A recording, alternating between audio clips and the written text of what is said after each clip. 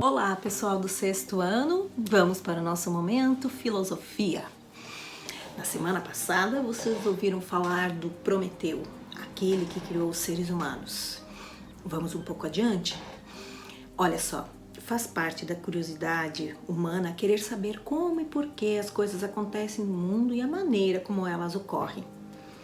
Muitos mitos em diferentes culturas tentam explicar os primórdios dos seres humanos e também por que existe o mal no mundo, por que há doenças, ódio, guerras.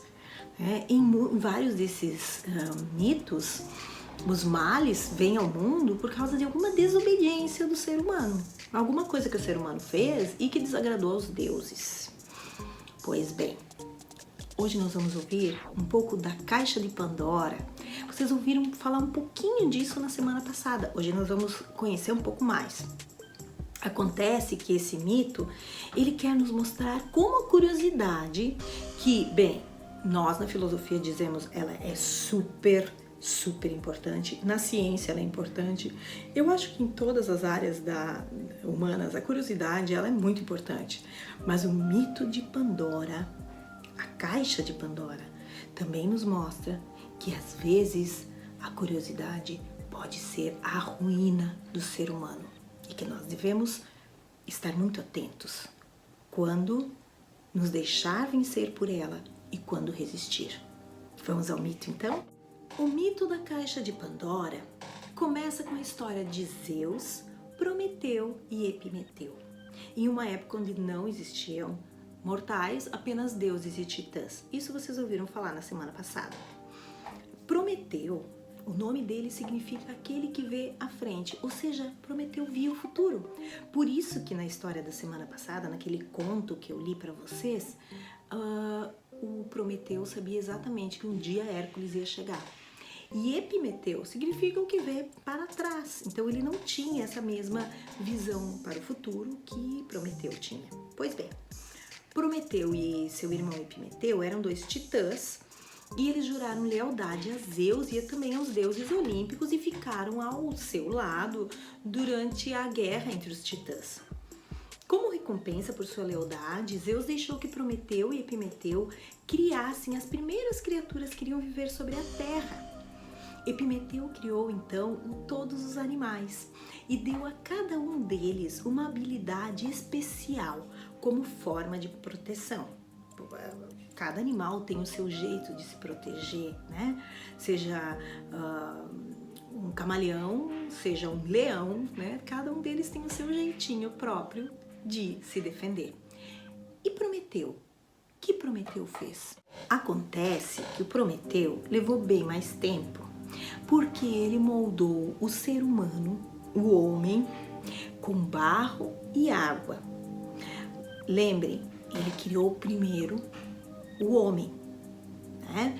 E quando ele terminou, não havia mais sobrado nenhuma proteção para dar ao ser humano, porque o Epimeteu já tinha usado todas lá nos animais. Mas Prometeu sabia que o ser humano precisava de algo para se proteger. Então ele perguntou a Zeus se o ser humano não poderia usar o fogo, se os seres humanos não poderiam utilizar o fogo. Zeus disse que não, porque o fogo é propriedade exclusiva e era poder dos deuses. Então não podia cair em mãos humanas de jeito nenhum. Mas Prometeu estava muito convencido da sua ideia. Ele sabia que o ser humano ia precisar do fogo, sim. E o que ele fez? Roubou o fogo dos deuses e foi lá e entregou para os seres humanos. Prometeu foi punido dos seus atos, sendo amarrado lá naquela penha, naquela montanha que nós já ouvimos falar, onde todos os dias uma ave de rapina, um abutre ou uma águia, né, vinha e comia o seu fígado, que depois crescia de novo durante a noite para no outro dia ser comido mais uma vez. E isso seria eternamente, não fosse Hércules chegar lá e dar um fim naquela coisa. Só que Zeus acreditava que os humanos e Epimeteu também deviam ser punidos. Porque os seres humanos tinham culpa, por exemplo, de terem aceito o dom do fogo de Prometeu. E também ele sabia que Epimeteu era muito influenciável, né? Ele sabia da fraqueza do Epimeteu. Então, para punir o ser humano, Zeus armou um plano terrível e contou com a ajuda de todos os deuses olímpicos. Primeiro ele pediu a Hefesto, que era o ferreiro deles lá, né? Que o Hefesto moldasse uma criatura linda, uma mulher que tivesse a beleza da deusa Afrodite.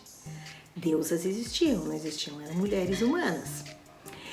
E cada um dos deuses deu a ela um dom: a sabedoria, a beleza, a bondade, a paz, a generosidade e a saúde.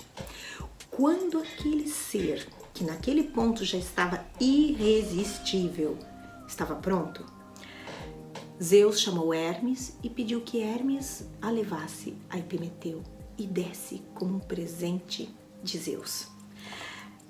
Vocês lembram que o Prometeu via o futuro? Antes dele ser preso lá naquela rocha, ele disse a Epimeteu: não aceite nada vindo de Zeus, não aceite nenhum presente, é pegadinha, é furada, você vai se dar mal. Mas quando Hermes chegou com aquela mulher, Epimeteu esqueceu todo o conselho que o seu irmão tinha lhe dado, se encantou por Pandora e quis casar-se com ela de toda forma, de todo jeito. Como presente de casamento, Zeus deu uma caixa para Pandora, mas advertiu que ela nunca poderia abri-la. Pandora, que foi criada para ser curiosa, não pôde ficar longe da caixa. E depois de muito resistir, ela abriu o presente. Gente, ela abriu o presente. Talvez ela tenha aberto principalmente porque Zeus disse para não abrir. Nesse momento, coisas horríveis saíram da caixa, incluindo a ganância, a inveja, o ódio, a dor, a fome, a doença, a pobreza, a guerra e, por fim, a morte. Quando Pandora viu o que ela havia feito, ela rapidamente fechou a caixa, deixando apenas uma coisa lá dentro, só uma coisa. Pandora então escutou uma voz chamando-a da caixa, suplicando que fosse solta. Epimeteu concordou então que nada que estivesse dentro da caixa poderia ser pior do que os horrores que eles já haviam soltado, que já haviam sido soltos. E então eles abriram a caixa mais uma vez. Tudo que restava na caixa era esperança. A esperança voou da caixa, tocando as feridas criadas pelos males e curando-as. Embora Pandora tenha libertado a dor e o sofrimento no mundo, ela também permitiu que a esperança surgisse da humanidade. Porém, existem diversas versões desse mito, afinal de contas é um mito. E algumas dizem que Pandora não teria aberto a caixa. E por isso a esperança continua guardada até hoje. Outros mitos dizem que a esperança foi solta só para causar mais sofrimento ao ser humano, porque o ser humano continua resistindo e tentando vencer os males do mundo enquanto há esperança. E que isso talvez seria o último mal da humanidade. E você que acha? A esperança é um bem ou a esperança é um mal? A esperança está presa ou a esperança está no mundo, curando males e feridas? Vamos fazer uma atividade sobre isso? Fiquem com esse intrigante mito e até semana que vem. Grande beijo para vocês!